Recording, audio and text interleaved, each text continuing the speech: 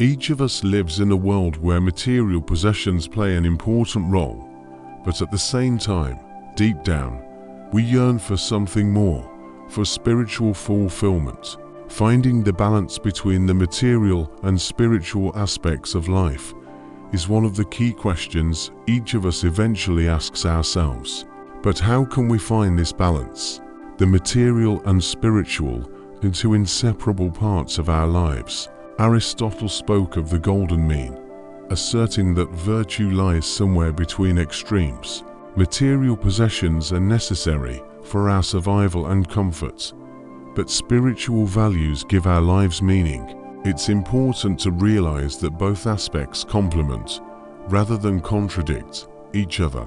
We live in a material world, and there's no point in denying that. Money, a home, comfort, these are all necessary for a normal life. The problem arises when the material becomes the ultimate goal. We forget that things serve us, not the other way around.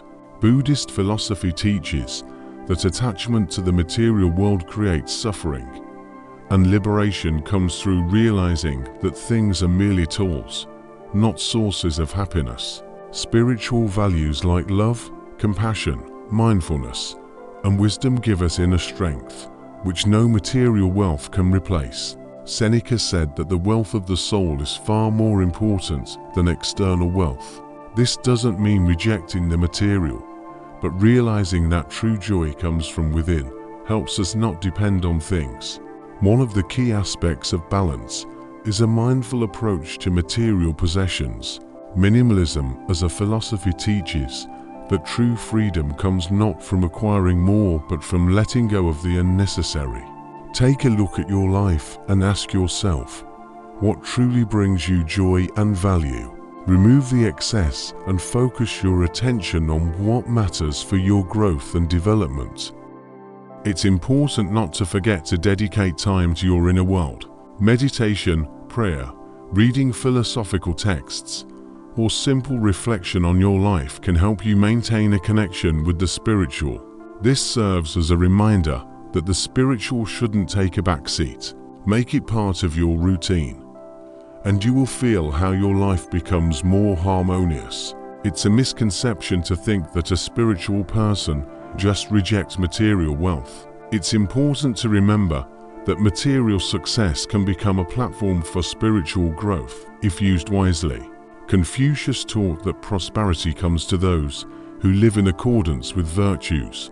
Your material achievements can become a means of helping others, creating well-being not only for yourself, but for the world around you. True balance is achieved when you live in alignment with your purpose. Viktor Frankl argued that a person finds meaning in life through serving a higher purpose.